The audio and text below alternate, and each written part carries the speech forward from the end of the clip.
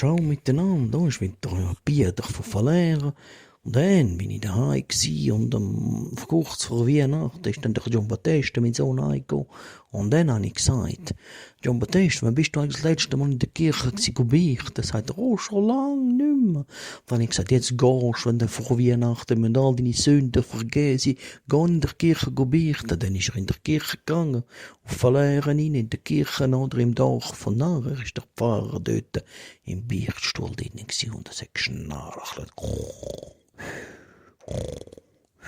Und dann hat er gesehen, dass dort beim Pfarrer, bei den Kutten unten, ist die goldige Taschenuhr runtergegangen. Dann hat er die gezupft.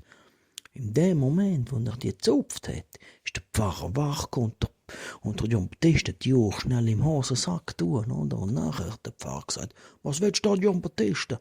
Sagt er, ja, ich will beichten vor Weihnachten, weisst du. Ja, was hast du denn gemacht? Dann sagt er, ja, ich habe eine goldige Uhr gestohlen, schau da, und zeigt er ihm die Uhr. Und will sie ihm wieder geben, Pfarrer, sagt er, ja, die muss sicher nicht mir geben, die Uhr.